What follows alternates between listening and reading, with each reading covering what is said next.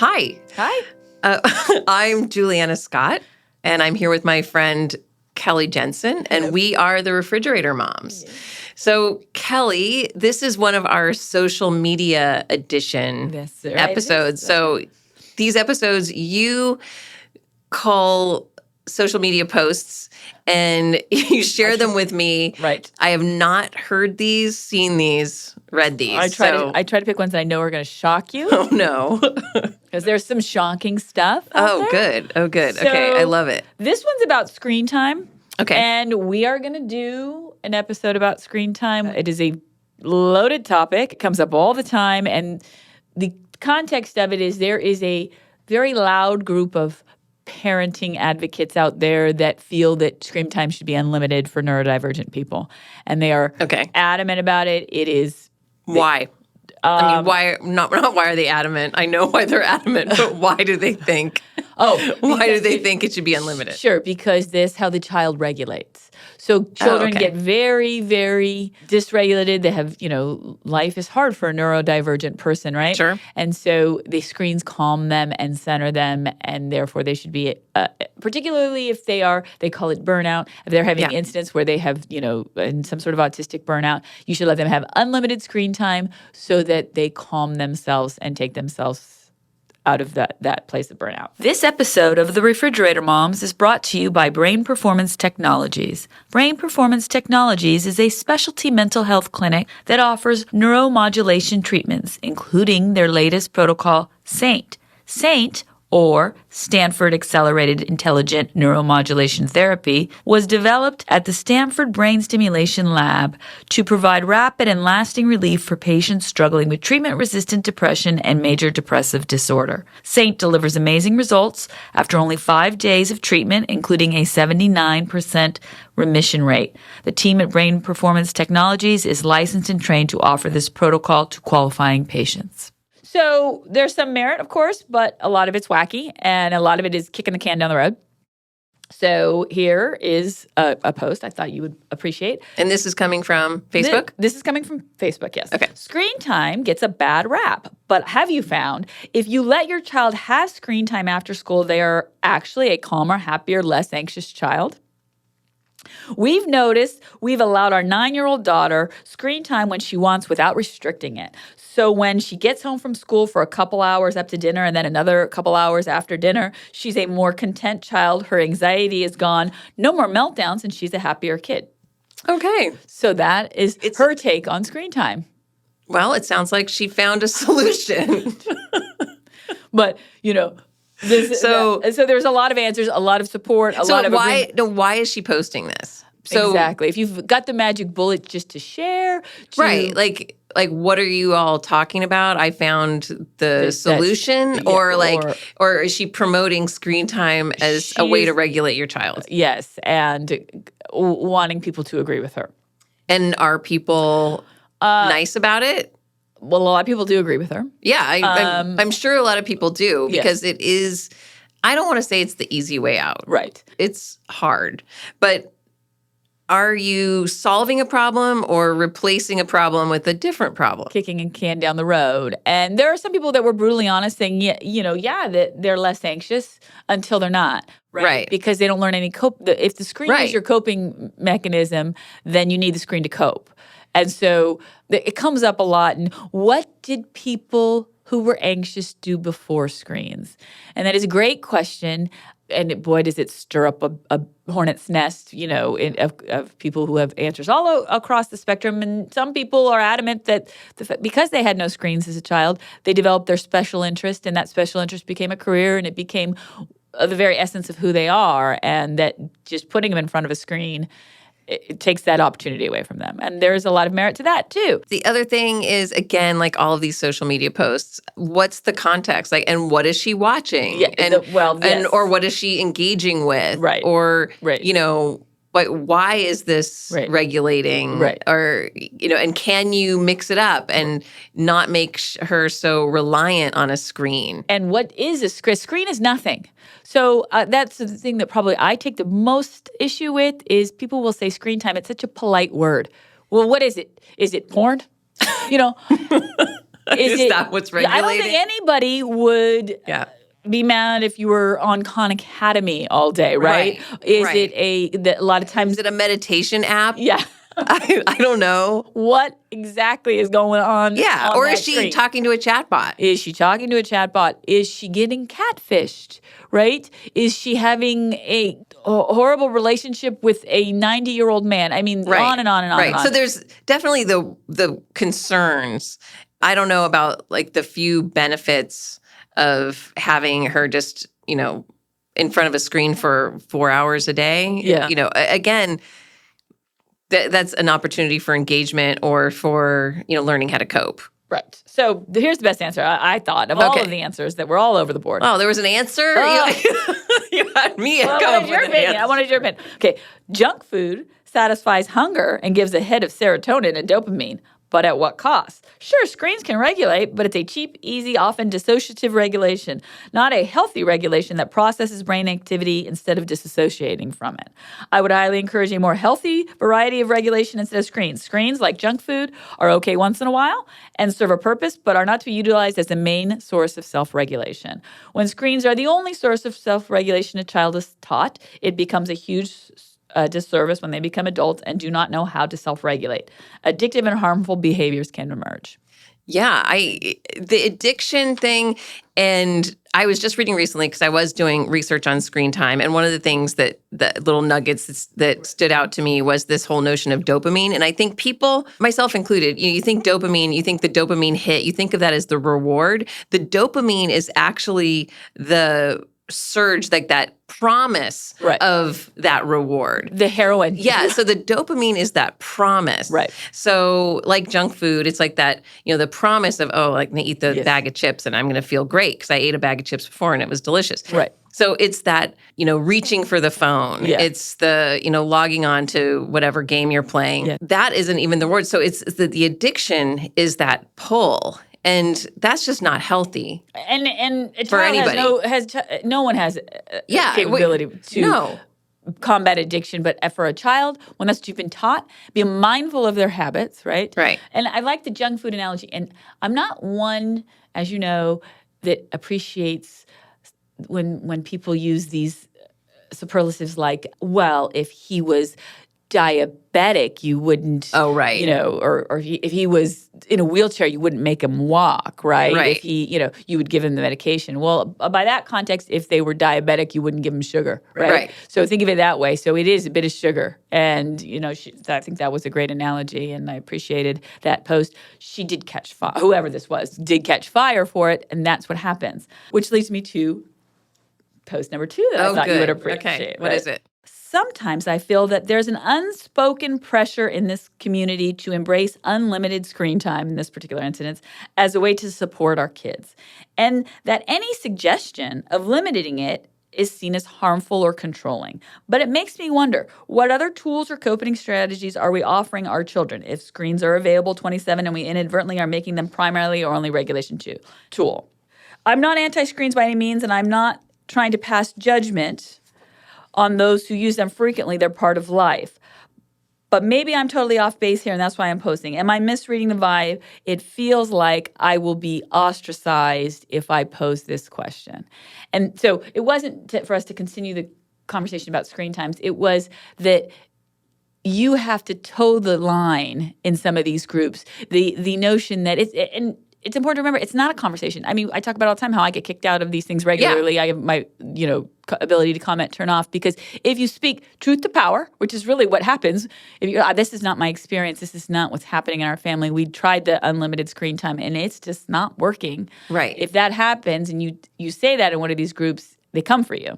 Right. And that's the whole siloed echo chamber thing. Right. So, yeah, you are going to get ostracized. You're going to get kicked out. You're going to be muted. Yes. And that's the whole problem with these, curated conversation platforms. Right. Where you're putting something out there. It's not a real free flow of ideas that was promised with a lot of these platforms, where it's just a marketplace and everyone just comes together and exchanges ideas. Right. No, you're afraid you're going to be ostracized for something you say, which to me begs the question, then why are you even posting? Right. And, You know. and for every crazy comment out there, there are some really supportive ones. And there are people that were like, well, That if are you don't feel using it for community. Yeah. Yeah. If you don't feel supported, then you should leave. You are under no obligation.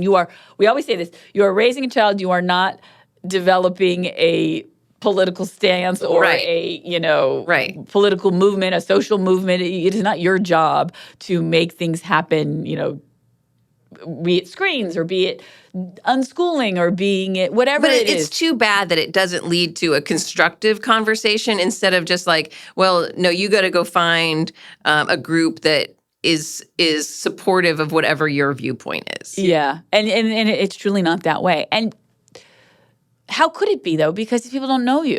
And Right. They don't know you. They don't have – you couldn't – you always have more questions in the comments. What is the context? What are these people doing? Yeah. What is their home life like? Yeah. Without that information, you can't get an honest opinion. No. And without an honest opinion – And then we've often talked, it's like sometimes it's hard to be honest with yourself about what's going on. I mean, sometimes I think people are more honest because they are anonymous. Right. So they could be a little more honest. But again, like even if you were to dive deep and kind of ask some of those questions, are they going to tell you how much screen time their kid, Totally. are they going to tell you how much junk food they're eating or whatever? Right. You're still protecting yourself a little bit. So again, this is not a conversation to necessarily be had there. But if you're going to just hear your opinion echoed back to you. But inevitably, that's just junk food. Yeah. This episode of The Refrigerator Moms is brought to you by Brain Performance Technologies.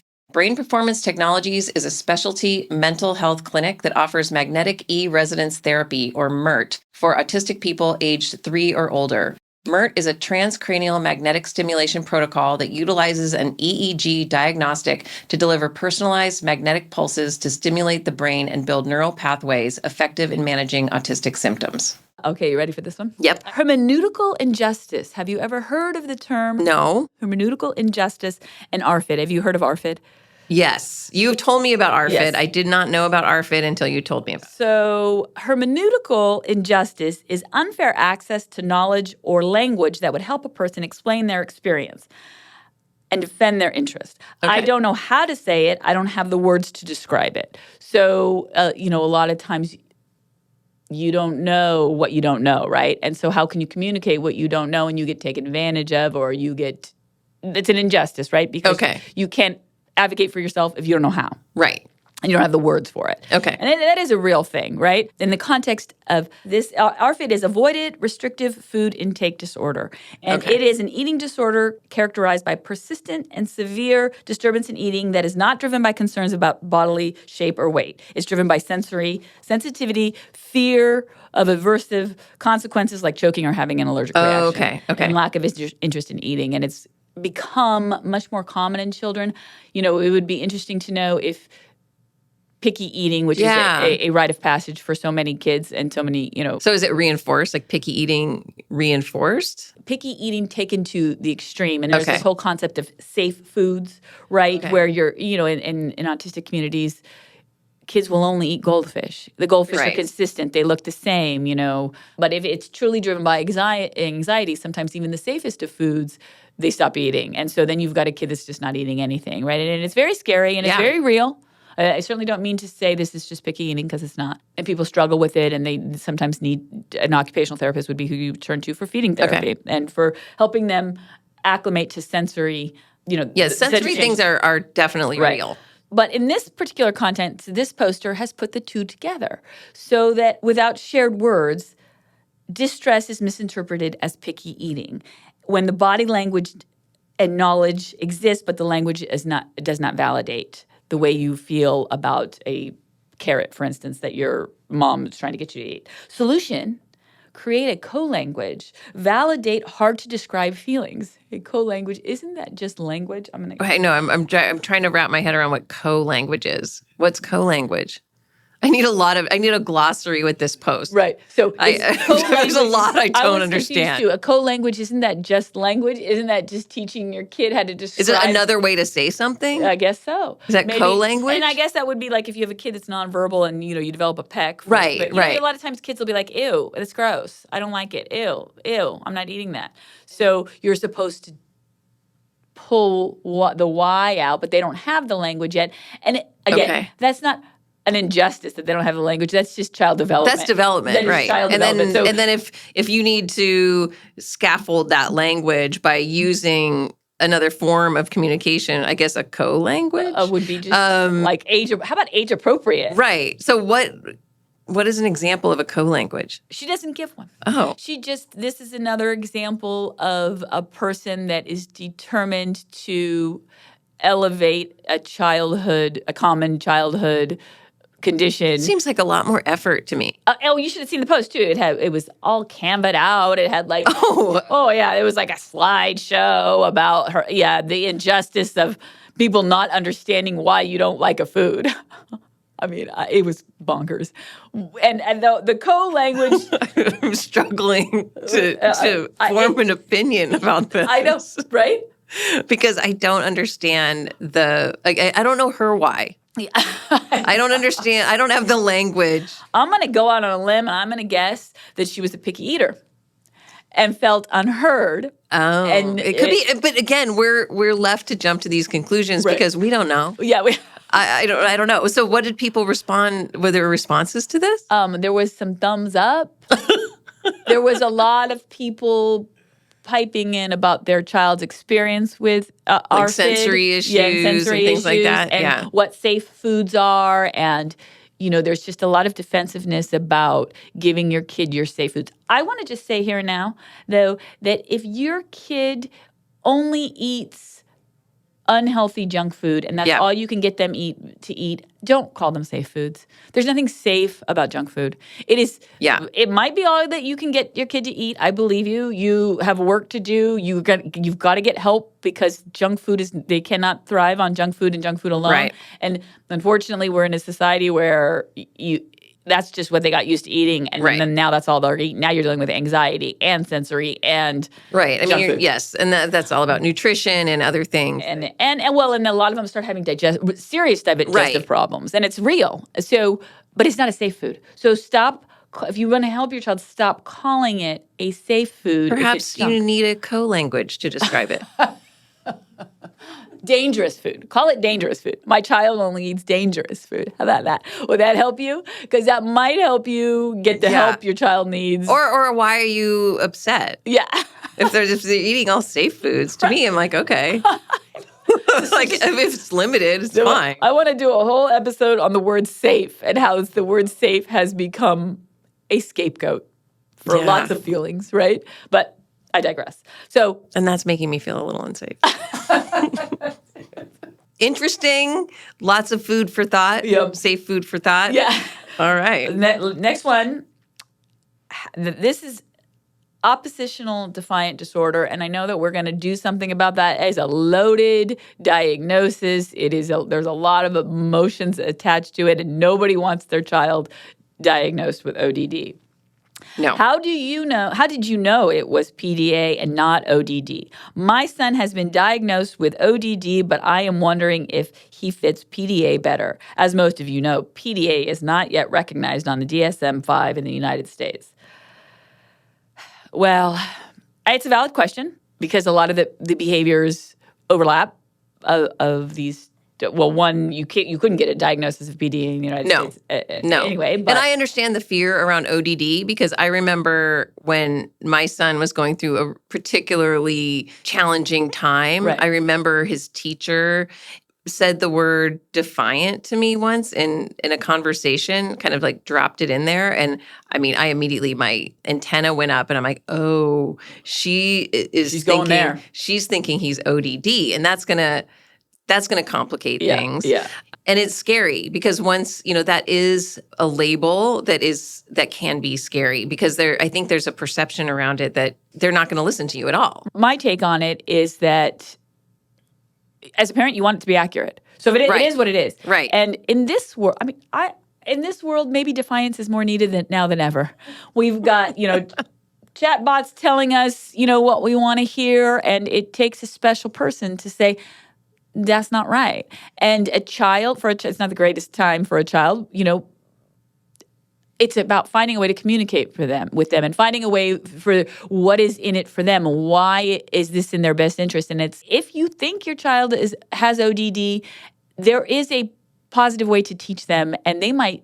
We have some of the most successful people in the world probably identify with being ODD. So I wouldn't take it as a scary thing. I would just take it as a reality Information. and good information. Yes, I say that about it being scary. And any of these things where you're like, oh, is this another obstacle that is scary just in and of itself? But I always go back to whether or not they get an ODD diagnosis or you identify your child as being PDA, you're dealing with, whatever you call it, you're dealing with some behaviors. Right.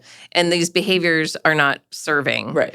Impeding learning, all these things that we talk about. So regardless of that, you need to figure out how you can help. And what's the why? Maybe there's a good reason for the defiance. You don't know, right? Yeah, but maybe there isn't. Maybe they're defiantly, telling you they won't listen to you and they're going to be on their computer and they're going to be talking to a chatbot. Right. So you need to really understand the situation and put those safeguards in place too. Right. So it's complicated, but I think what this poster, again, is expressing is fear. Yes. And so you don't always have to turn to a chatbot to have your fears reinforced. Well, because ODD is an outdated diagnosis that doesn't go far enough upstream to get the reason why a child is coping via defiance or avoidance. It's a catch-all diagnosis that well-intended but misinformed evaluators assigned to parents. ODD is what most of our team have referred to as a lazy diagnosis. That's one, that's pretty brutal. Yeah. I know it's a real diagnosis, but I don't really believe in ODD. Okay, well, it doesn't really matter. Yeah, a lot of people are moving away from ODD as a concept at all. Many people say that. Or the many people. Or the many people. It's basically just saying a child is having a natural trauma response after experiencing trauma. It's become misused. So, maybe not, right? So, but the point of this is, I would not take the advice of a stranger telling you that the diagnosis doesn't exist. Many people, and this and that. It doesn't exist. No, again, and none of that is helpful. No. That is just, your child. I say your child doesn't have it, so he doesn't have it. I've never met your child. I've never spent any time with your family. ODD is out, yeah. I guess. Yeah. It's not popular anymore. Just put him in front of a screen for 8 hours. Problem solved. They'll regulate. All right. Thanks for listening. Thank you for listening to this episode of The Refrigerator Moms. We have a free download that includes a full list of practical to-dos we shared in this episode on our website. Our refrigerator paper, our version of the white paper, includes additional what would we do's and background information on everything we talked about today. Find it on our website, refrigeratormoms.com, where you can also sign up for our newsletter. We'd also love to hear your questions. Send them in along with future podcast topics by connecting with us on your favorite social media. Thanks for listening. Please note that the information provided in this podcast is for informational purposes only, and it is not intended to be a substitute for professional medical advice, diagnosis, or treatment. Always seek the advice of your physician or other qualified healthcare provider with any questions you may have regarding a medical condition. Never disregard professional medical advice or delay in seeking it because of something you have heard on this podcast. The opinions and views expressed in this podcast are solely those of the hosts and guests. Any recommendations or suggestions made are based on personal experiences and beliefs and should not be taken as definitive advice. It's important to consult with appropriate professionals for personalized guidance. A full list of citations and sources for this episode can be found in our refrigerator paper available on our website.